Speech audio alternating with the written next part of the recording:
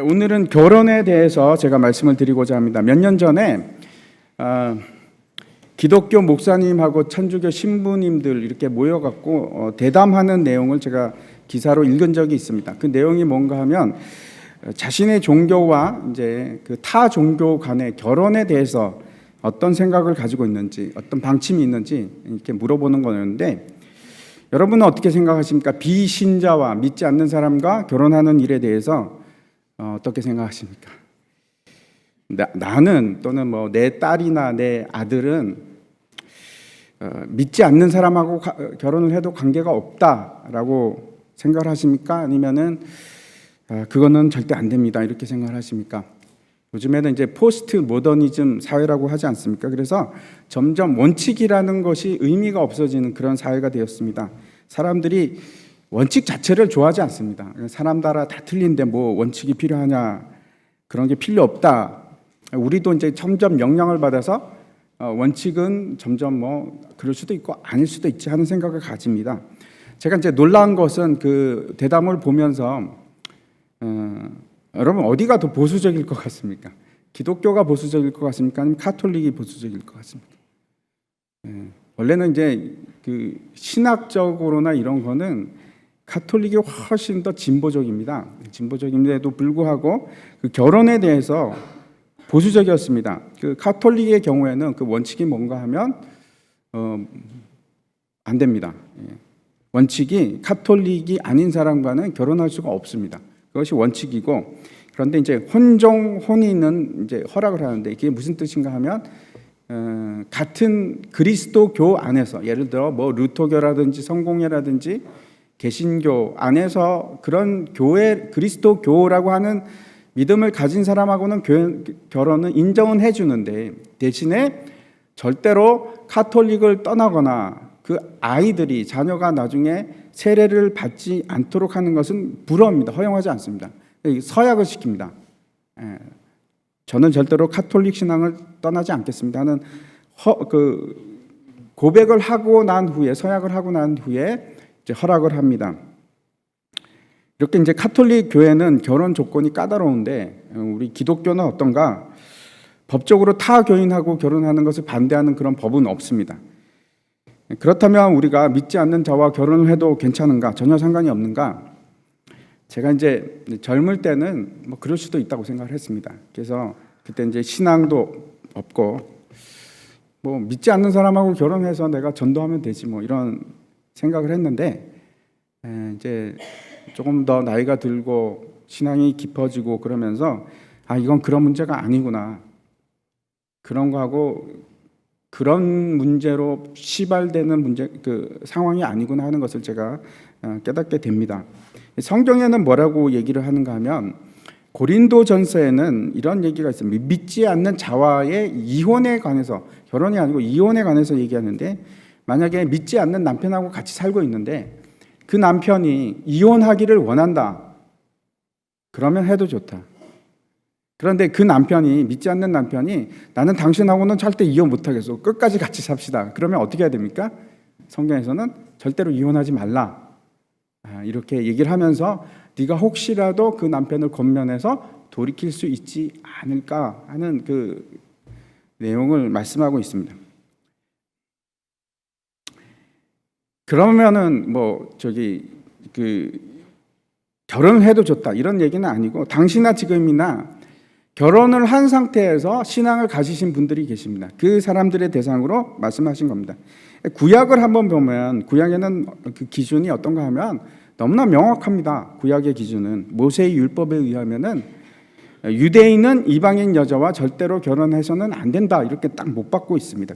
완전히 금합니다. 신명기 말씀 한번 보여주십시오.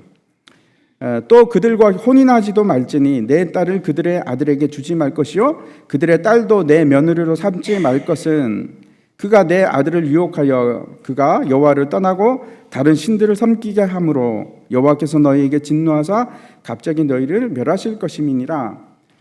마치 예언처럼 되어 있는데 이 예언대로, 그렇죠, 우리가 이스라엘 역사를 통해서 압니다.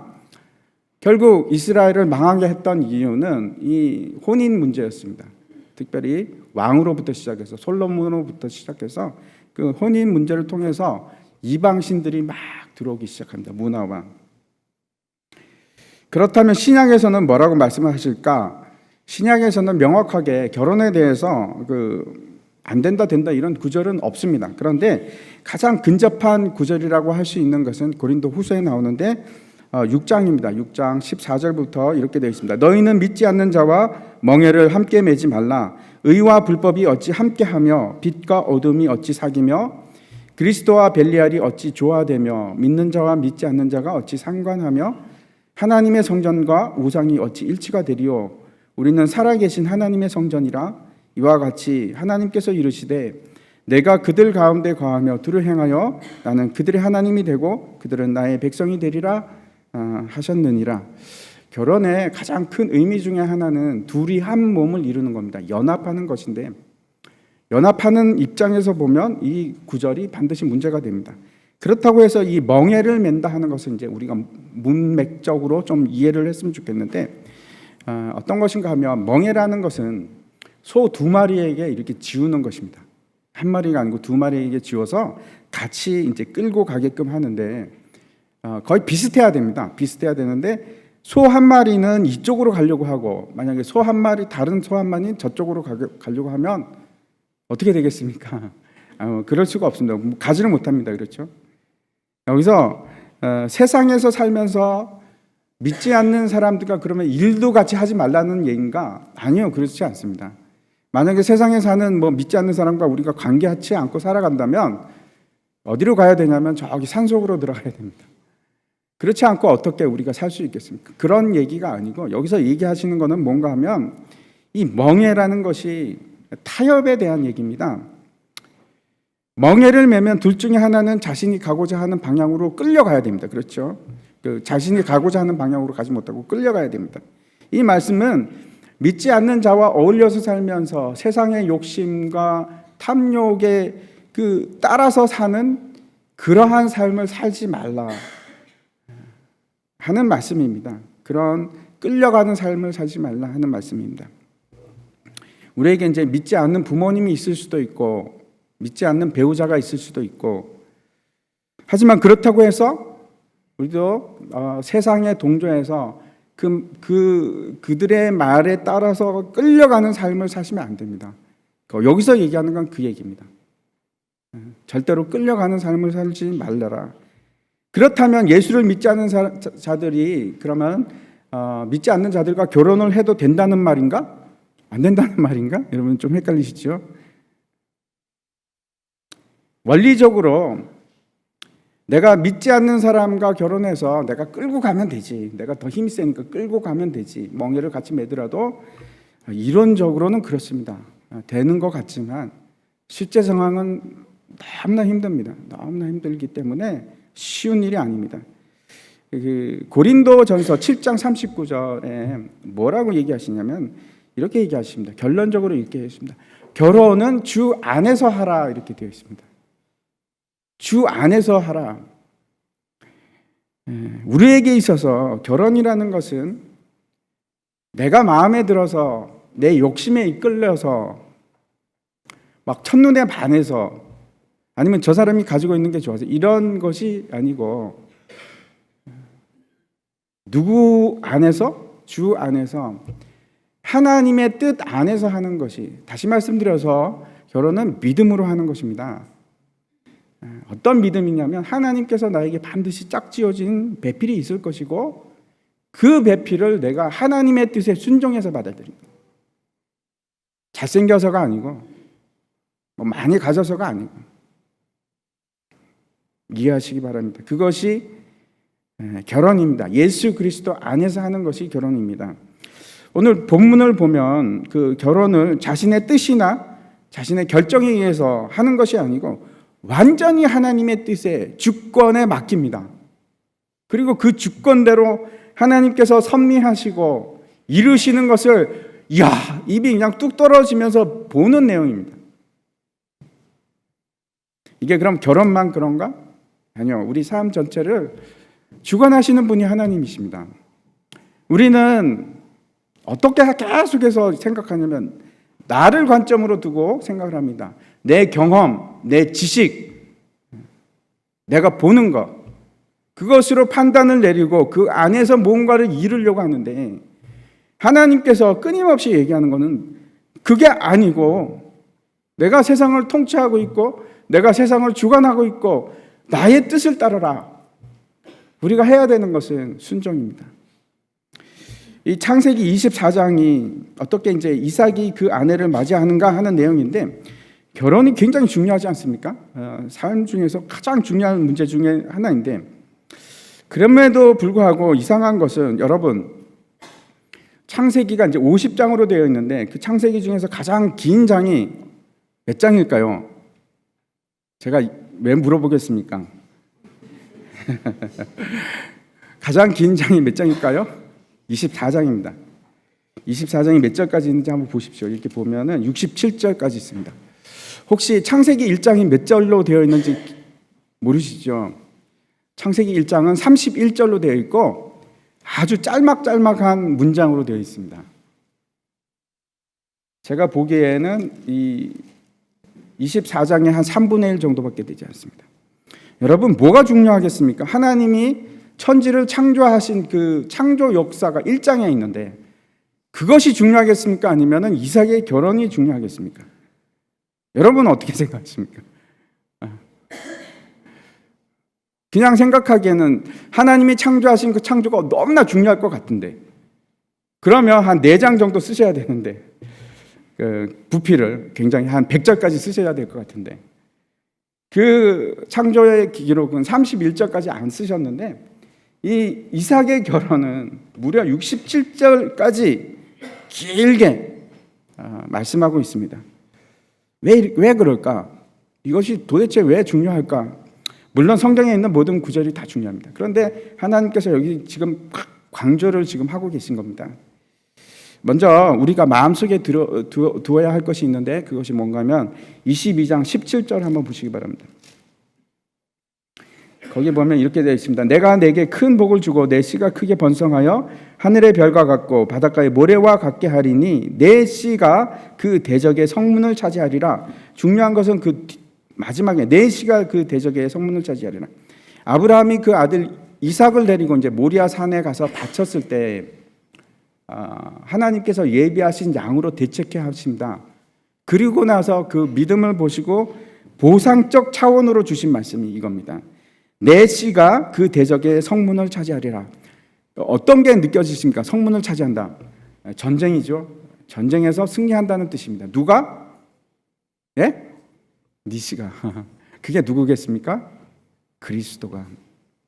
그것을 얘기하고 있고, 오늘 본문 24장 뒤쪽으로 쭉 가셔서 60절 한번 보시기 바랍니다. 60절에 보면은 제가 한번 읽어보겠습니다. 리브가에게 축복하여 이르되 우리 누이여 너는 천만인의 어머니가 될지어다. 내 씨로 그 원수의 성문을 얻게 할지어다. 똑같은 구절이 나옵니다. 내 씨가 내 씨로 그 원수의 성문을 얻게 할지어다. 같은 내용입니다. 그렇다면 그렇죠. 처음과 끝이 똑같은 말을 하면서 그 사이에 무슨 얘기 있는가 하면 이삭의 결혼식이 들어 있습니다. 결혼 얘기가 들어 있습니다. 그래서 이 이삭의 결혼은 단지 결혼을 했다 이런 단순한 사건을 얘기하는 것이 아니라 하나님의 분명한 구원의 섭리에 대해서 지금 말씀하시는 겁니다. 장차 하나님의 백성이 그 원수를 무찌르고 결국은 승리해서 성문을 빼앗는 것은 그 성을 다 빼앗은 것과 마찬가지입니다. 승리할 것이다 하는 것을 얘기하고 있고, 아브라함에게 그 씨를 말씀하셨는데 이 그 씨가 이제 누구로 이어지는 것입니까? 이삭에게로 이어지는 것입니다. 그 씨를 통해서 원수의 성문을 열게 하실 구원자 예수 그리스도께서 결국은 승리하실 것이다 하는 내용이 오늘의 본문의 내용입니다. 그 내용을 마치 그림 언어처럼 우리에게 보여주고 있습니다. 어떤 것인가 하면 하늘 아버지께서 그 사랑하는 아들을 위해서 신부를 예비하고 계신 겁니다. 그리고 그 신부를 맞이하는 그 장면입니다. 이 오늘 24장의 내용이. 여러분, 그 신부가 누구입니까? 교회입니다. 교회. 사도 바울이 에베소서에서 이렇게 얘기합니다. 그러므로 사람이 부모를 떠나 그 아내와 합하여 그 둘이 한 육체가 될지니 이 비밀이 크도다. 나는 그리스도와 교회에 대하여 말하노라. 결혼은 하나님께서 왜 결혼을 주셨냐 하면 가장 큰 이유는 이겁니다. 구원의 섭리를 이루시는 방법입니다. 그리스도와 교회의 관계입니다. 지난번에도 말씀드렸는데 그래서 모든 결혼은 이 관계입니다. 여러분, 남편과 아내가 왜 순종하고 서로 사랑해야 되는가? 예수 그리스도와 교회의 관계이기 때문에 그것을 우리가 드러내는 겁니다. 힘드시죠? 그렇게 하기. 해나가는 겁니다. 그것이 복음입니다. 25장 말씀을 우리가 24장 말씀을 제가 스토리를 간단하게 말씀을 드리면 이렇습니다. 이제 아브라함이 나이가 몇 세가 되었냐면 140세. 그러니까 어떻게 아느냐? 이삭이 결혼한 나이가 40입니다. 100세 차이가 나니까 그렇습니다. 140이 거의 다 됐는데 이제 뭐가 남았습니까? 우리가 이번 주에도 제가 말씀을 드립니다. 하나님께서 아브라함에게 주셨던 언약은 두 가지입니다. 하나는 자손 얘기입니다. 네 자손이 하늘의 별과 같이 많아질 것이고 그 자손을 통해서 복을 받을 것이다 하는 것이 하나고, 또 하나는 너와 내 자손에게 이 가나안 땅을 주리라 하는 것이 두 번째, 자손과 땅에 관한 얘기인데 한번 생각해 보시기 바랍니다. 이것이 우리에게도 어떤 의미가 있는지. 예수 그리스도, 다시 말씀드려서 아브라함의 자손을 통해서 우리가 복을 받아서 그 복이 뭔가 하면 여러분, 내가 아브라함의 자손이 되는 것입니다. 아브라함의 자손이 되면 당연히 따라오는 것이 있습니다. 뭡니까? 가나안 땅, 새 예루살렘 성입니다. 그것을 우리가 차지할 수 있는 하나님의 약속이 바로 이겁니다. 내가 복이 되고 아브라함의 자손이 되어서 그 거룩한 하나님의 기업을 내가 받을 자가 되는 것. 그것이 이 약속인데, 중요한 것은 아브라함이 이 약속을 받고 이삭을 그 모리아산에서 바친 이후에 했던 것을 한번 생각해 보십시오. 그 말년에 그가 길을 쓰고 했던 것이 두 가지입니다. 하나는 막벨라 굴을 샀습니다. 그 땅을 사는 겁니다. 하나님께서 주시기로 했는데 왜 삽니까? 그래서 사는 겁니다. 두 번째, 하나님께서 자손을 주기로 했는데 왜 그냥 가만히 있으면 되지, 왜 이삭을 그렇게 열심히 결혼을 시키는 겁니까? 하나님께서 자손을 주시기로 했기 때문에 그렇게 열심히 결혼을 시키는 겁니다. 노년에 믿음이 있는데 행함이 없다? 거짓말입니다. 믿음과 행함은 항상 같이 갑니다. 야고보 사도가 그렇게 얘기하지 않습니까? 믿음이, 행함이 없는 믿음은 그 자체가 죽은 것이라. 여러분 한번 생각해 보십시오. 나는 믿음의 일들을 하고 있는가? 내 일들을 하고 있는가? 아브라함은 무슨 일을 했냐면, 그래 내가 이제 땅을 사야지. 하나님께서 주시기로 했으니까 내가 그 땅을 사야지. 하나님께서 내게 자손을 주기로 했으니까 그래 내 독생자 이삭을 결혼을 시켜야지. 자손을 만들어야지.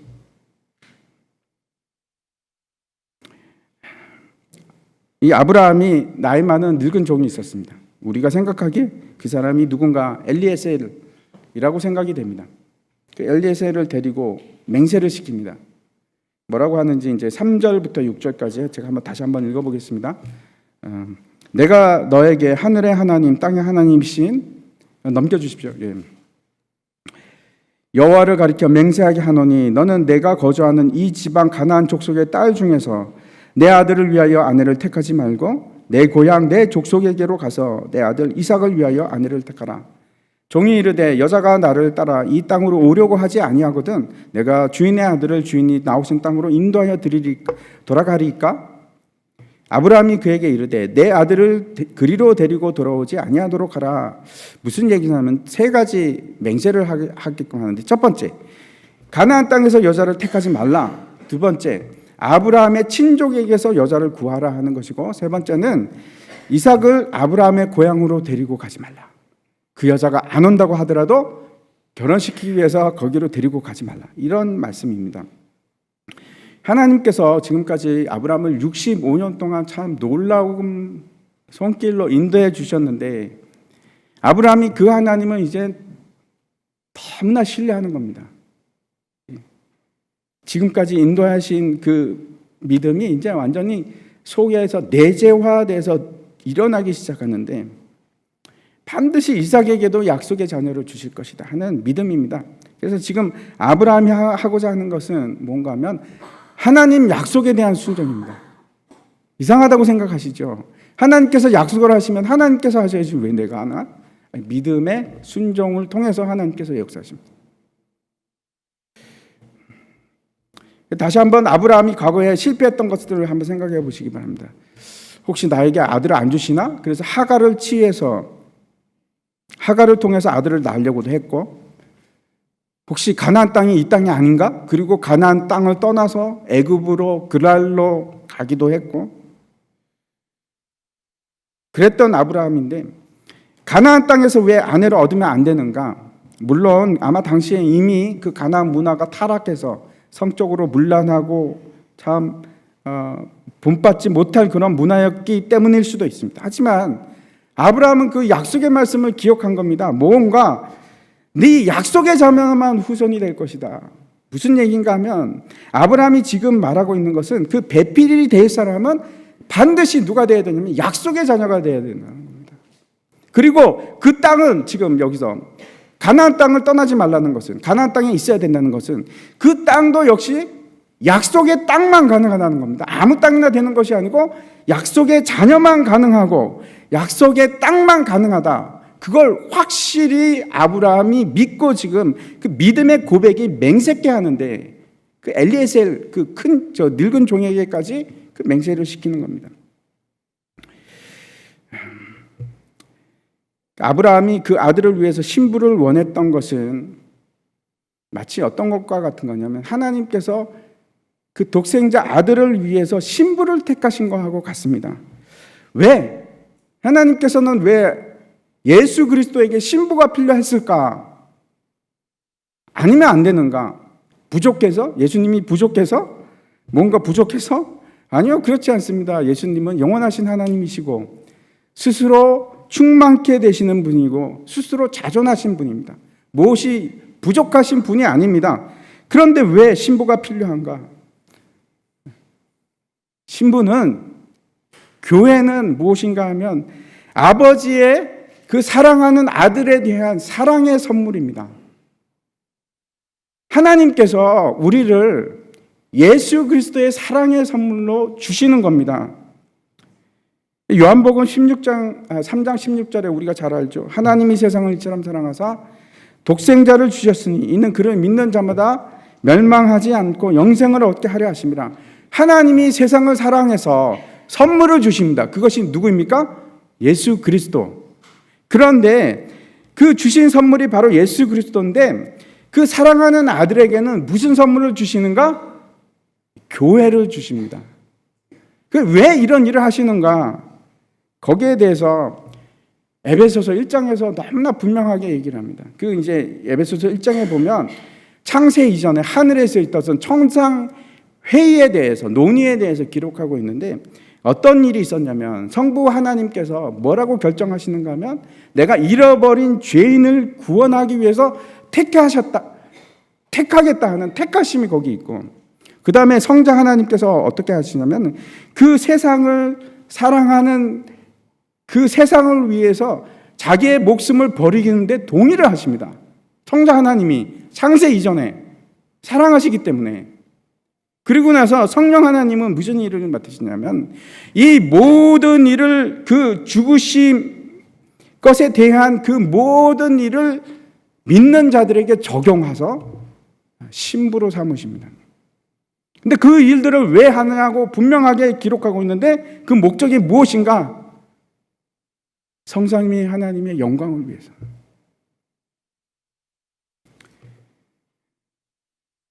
그 교회에 대해서 제가 다시 말씀드리면은 그 선택을 하시고 그 교회를 선택하시고 그를 구원하실 뿐만 아니고 함께 구원 사역에 동참케 하시는데 그 일을 왜 하시느냐? 예수 그리스도의 이름을 영화롭게 하기 위해서. 그 구원의 일에 참여함으로써 우리가 같이 동참함으로 신부가 되어서 동참함으로 예수 그리스도가 영화롭게 되는 겁니다. 그리고 예수 그리스도는 그 영광 가운데 그 신부를 즐거워합니다. 그것이 성경이 얘기하는 바입니다. 그 일에 우리가 신부로 부름을 받는 거예요. 아브라함이 종에게 그렇게 맹세케 하고 그 종이 떠납니다.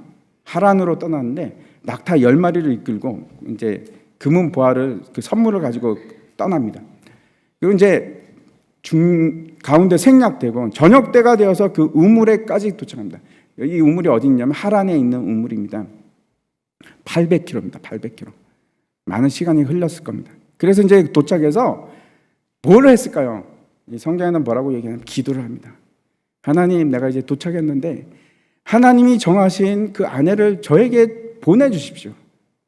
제가 이렇게 하겠습니다. 어떤 여자가 오면 제가 나에게 물을 달라라고 얘기를 하겠습니다. 그러면 그 여자가 물을 줄 뿐만 아니고 마치 암고를 대듯이 이렇게 했으면 좋겠습니다. 하나님, 그 여자가 제가 물 달라고 예, 마십시오 하고 물을 주고 저 낙타도 제가 먹이겠습니다. 물을 마시게 하겠습니다. 그러면 하나님께서 반드시 보낸 사람으로 제가 생각을 하겠습니다. 하고 그 기도를 마치기도 전에 저기 보니까 리브가가 올라오고 있는 겁니다. 어깨에 물동이를 들고. 그래서 이 엘리에셀이 갑니다. 가갖고 리브가에게 나에게 그 물을 좀 마시게 해달라. 그랬더니 어떻게 했을까요? 리브가가 예, 마십시오. 그리고 물을 줍니다.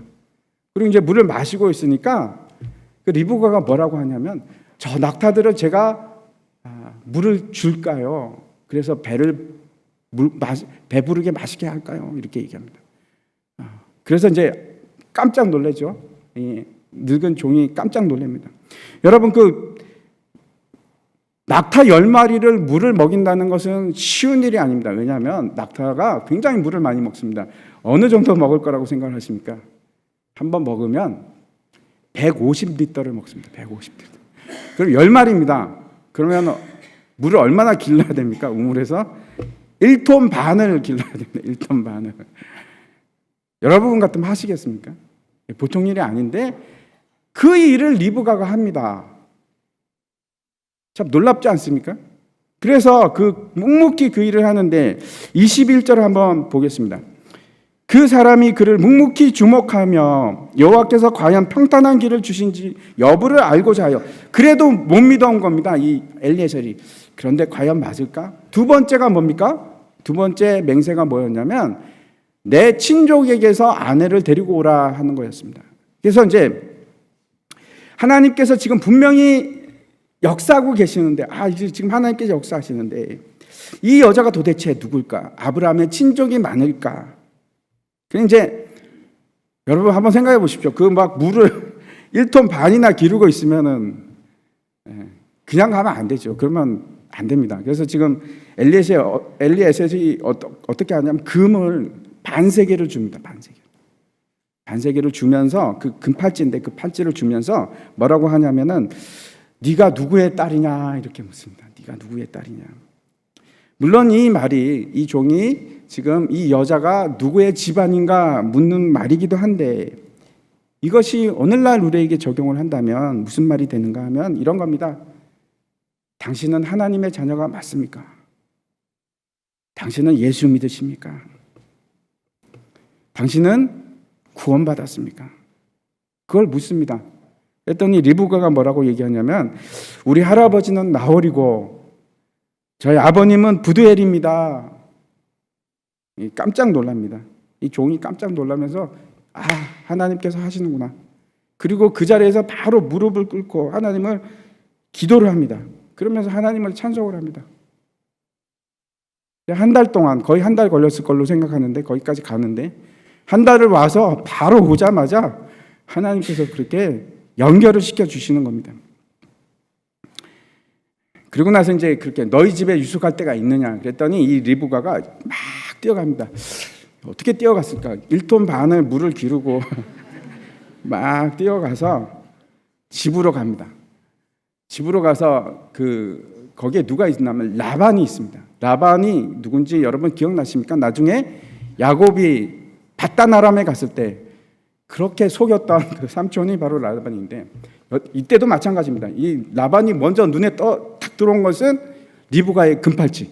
그걸 보고 깜짝 놀랍니다. 그리고 이제 자초지종을 듣고 빨리 데리고 와야지, 무슨 소리야. 그리고 라반이 그냥 있는 것이 아니고 그 우물가까지 뛰어갑니다. 뛰어가서 엘리에셀을 만나고 데리고 옵니다. 그리고 막 진수성찬을 만들어 놓고 엘리에셀에게 드십시오 그랬더니, 그때 엘리에셀이 뭐라고 얘기하는가 하면, 내 일을 다 마치기 전에는 나는 먹을 수 없습니다.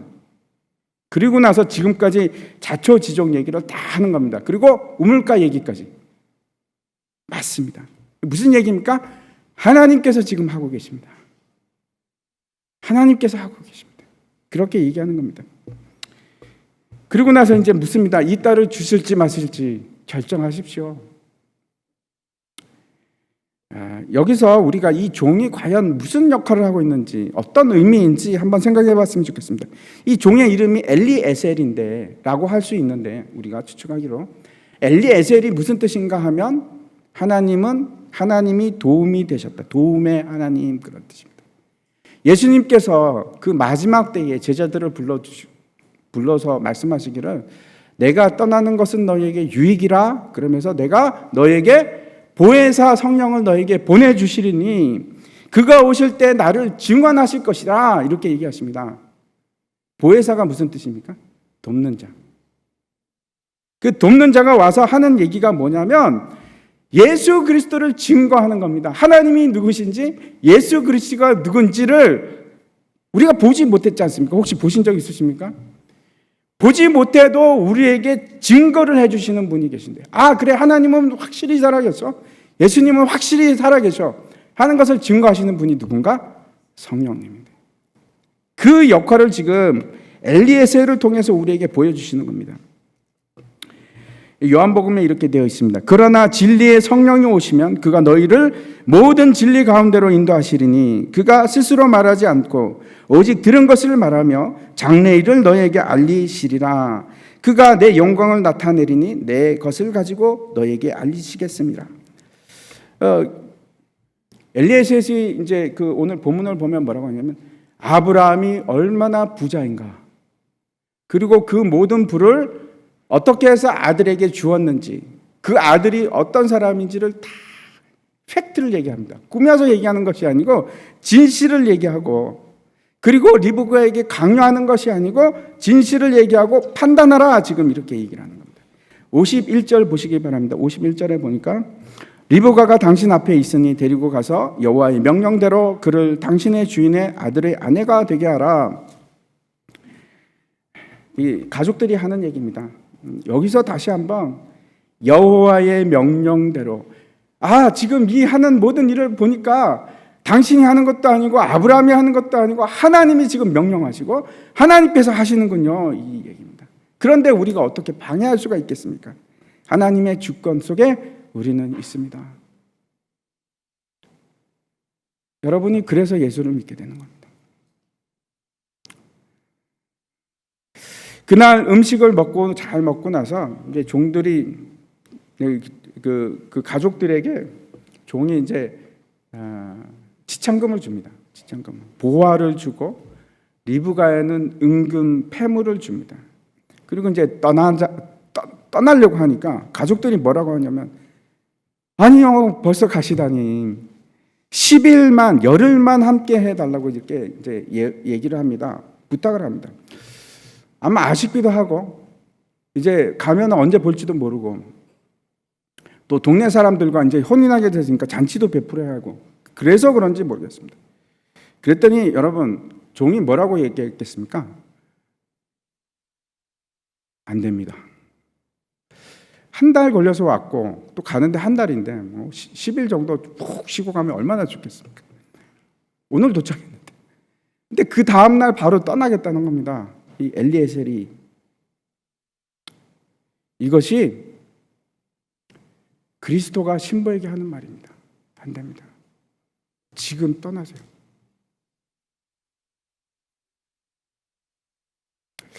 어떻게 리브가는 뭐라고 합니까? 리브가가? 그래서 이제 가족들이 묻습니다. 그러면 리브가야, 너는 어떻게 했으면 좋겠니? 좀 더 머물다 갈래? 아니면 바로 갈래? 리브가가 뭐라고 했겠습니까? 예, 지금 가겠습니다. 이것이 이 예수 그리스도의 신부가 된 자들이 해야 될 대답입니다. 지금 가겠습니다. 어떻게 리브가가 이런 결정을 할 수 있었을까? 리브가가 이삭을 본 적이 있겠습니까? 어떻게 압니까? 이 종이 지금 거짓말을 하고 있는지 어떻게 믿을 수 있습니까?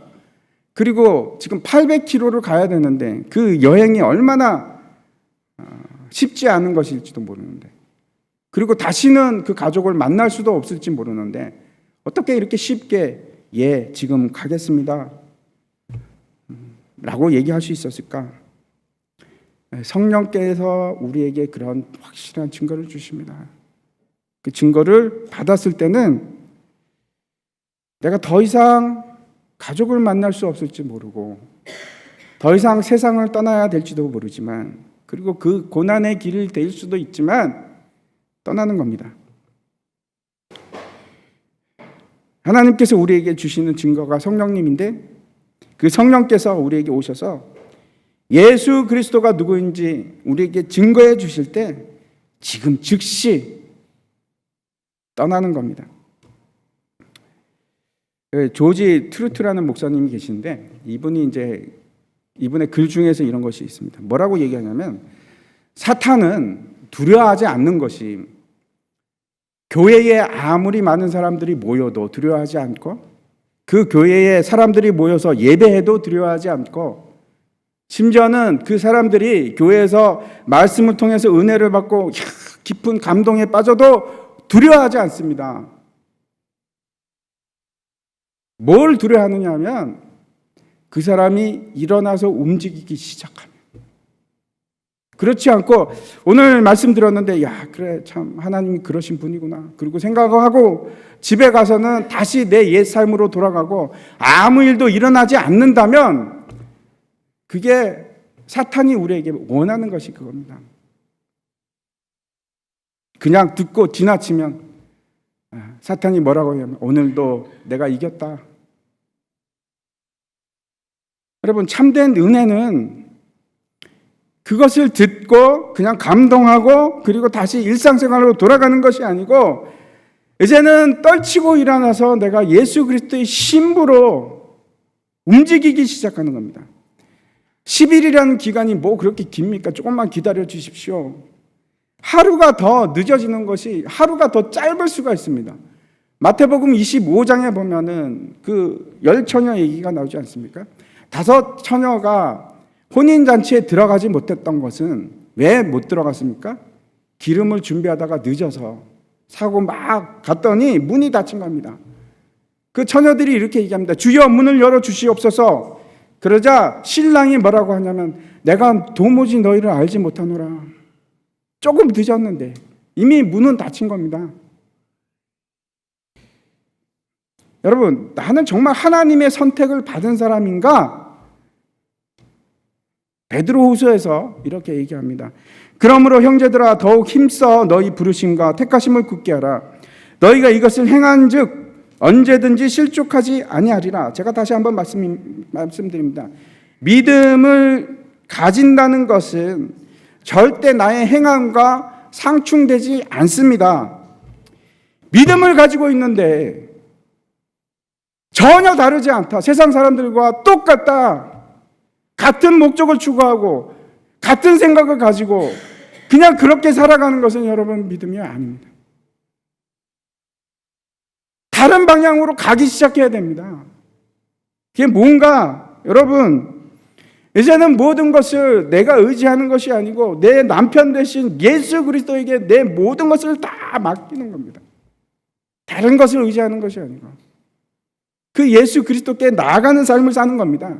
옛날에는 안 그랬지만 지금부터는 그래, 이제 나는 예수 그리스도를 위해서 살리라. 내 모든 것을 예수 그리스도께 맡기리라. 그것이 믿음의 증거입니다. 내가 참된 믿음을 가지고 있다는, 내가 선택받았다는 확실한 증거입니다. 이사야서 55장에 이렇게 얘기합니다. 너희는 여호와를 만날 만한 때에 찾으라. 가까이 계실 때에 그를 부르라. 악인은 그의 길을, 불의한 자는 그의 생각을 버리고 여호와께로 돌아오라. 그리하면 그가 긍휼히 여기시리라. 우리 하나님께로 돌아오라. 그가 너그럽게 용서하시리라.